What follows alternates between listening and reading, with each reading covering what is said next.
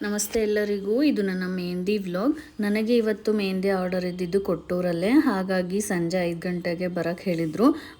So ಕಾಲೇಜಿಂದ ಬಂದು ready ಆಗಿಬಿಟ್ಟು ಹೊರಡೋ ಅಷ್ಟೊತ್ತಿಗೆ 4:45 ಆಗಿಬಿಟ್ಟಿತ್ತು. ಬ್ರೈಡ್ ಮನೆಗೆ ಹೋದ ತಕ್ಷಣ ಆಲ್ರೆಡಿ ಅವರು ರೆಡಿ ಆಗಿಬಿಟ್ಟು ಫೋಟೋಶೂಟ್ ಎಲ್ಲ ಮಾಡ್ತಾಯಿದ್ರು. ಫೈನಲಾಗಿ ನಾನು ಕೂಡ ಹಾಕೋಕ್ಕೆ ಶುರು ಮಾಡಿಕೊಂಡೆ. ಅವರು ನನಗೊಂದು ಡಿಸೈನ್ ಹೇಳಿದರು, ಇದೇ ಥರ ಡಿಸೈನ್ ಬೇಕು ನನಗೆ ಅಂತ ಹೇಳಿಬಿಟ್ಟು. ಮೋರೆವರ್ ಈ ಕ್ಲೈಂಟ್ ನೇಮ್ ಬಂದುಬಿಟ್ಟು ಸುಷ್ಮಿತಾ ಅಂತ. ಇವರು ನನ್ನ ಹಸ್ಬೆಂಡ್ ಅವ್ರ ಫ್ರೆಂಡ್ ಕೂಡ ಹೌದು. ಹಾಗಾಗಿ ಸ್ವಲ್ಪ ಫ್ರೆಂಡ್ಲಿಯಾಗಿ ಗೊತ್ತಿರೋದ್ರಿಂದ ಅವರನ್ನು ಸ್ವಲ್ಪ ಅರೆಸ್ಟ್ ಮಾಡಿಕೊಂಡು ನೀಟಾಗಿ ಮೆಹಂದಿ ಹಾಕೋಕ್ಕೆ ಶುರು ಮಾಡಿದೆ.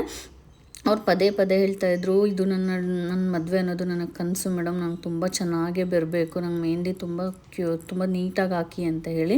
ಸೊ ನನಗೂ ಕೂಡ ಸ್ವಲ್ಪ ನರ್ವಸ್ನೆಸ್ ಫೀಲ್ ಆಗ್ತಿತ್ತು, ಅವರ ಜೋಶ್ಗೆ ನಾನು ಮ್ಯಾಚ್ ಮಾಡ್ತೀನೋ ಇಲ್ಲೋ ಅಂತ ಹೇಳಿಬಿಟ್ಟು. ಸೊ ಫೈನಲಾಗಿ ನಾನು ಕೂಡ ಅದನ್ನು ಟ್ರೈ ಮಾಡಿದೆ. ಫಾರ್ ದಿ ಫಸ್ಟ್ ಟೈಮ್ ನಾನು ಈ ಥರ ರಾಜಾರಾಣಿನ ಹಾಕ್ತಾ ಇರೋದು, ಅದು ಇವ್ರಿಗೇ ಆಗಿರೋದ್ರಿಂದ. ಸೊ ನೋಡ್ತಾ ಇರ್ಬೋದು ಹೇಗೆ ಬಂದಿದೆ ಅಂತ. ಒಂದು ಸಾರಿ ನೀವು ಚೆನ್ನಾಗಿದ್ದರೆ ಒಂದು ಕಮೆಂಟ್ನ ಹಾಕಿ ಚೆನ್ನಾಗಿದೆ ಅಂತ ಹೇಳಿಬಿಟ್ಟು. ಅದರಿಂದ ನನಗೂ ಕೂಡ ತುಂಬಾ ಖುಷಿ ಆಗುತ್ತೆ, ಮತ್ತು ಮುಂದೆ ಬೇರೆ ಬೇರೆ ಡಿಸೈನ್ಸ್ ಹಾಕೋಕ್ಕೆ ನನಗೂ ಕೂಡ ಹೆಲ್ಪ್ ಆಗುತ್ತೆ. ಲಾಸ್ಟಿಗೆ ಫೋಟೋಶೂಟ್ ಮಾಡಬೇಕು ಅಂತ ಹೇಳಿದ್ರು, ಹಾಗಾಗಿ ಸ್ವಲ್ಪ ಶುಗರ್ ಸಿರಪ್ನ ಅಪ್ಲೈ ಮಾಡಿದೆ, ಯಾಕಂದರೆ ಸ್ವಲ್ಪ ಫೋಟೋದಲ್ಲಿ ವಿಡಿಯೋದಲ್ಲೆಲ್ಲ ಹೈಲೈಟ್ ಕಾಣುತ್ತೆ ಅಂತ ಹೇಳಿಬಿಟ್ಟು.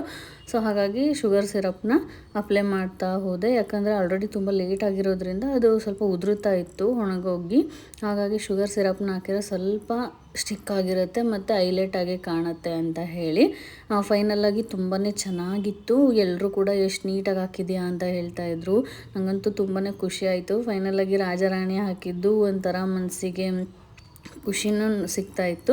ಹಾಗೆ ಮನೆಯಲ್ಲಿ ಎಲ್ಲ ಜನ ಇದ್ದರು, ಅವರೆಲ್ಲರೂ ಪ್ರೀತಿನೂ ನಾನು ಯಾವತ್ತೂ ಮಿಸ್ ಮಾಡ್ಕೊಳ್ಬಾರ್ದು ಅನ್ನಿಸ್ತು. ಅದರಲ್ಲೂ ಸುಷ್ಮಿತಾ ಅವರಮ್ಮ ನಮಗೆ ಊಟ ಕೂಡ ಮಾಡಿಸಿದ್ರು, ಅದನ್ನು ಮಾತ್ರ ನಾನು ಯಾವತ್ತೂ ಮರೆಯೋದಿಲ್ಲ.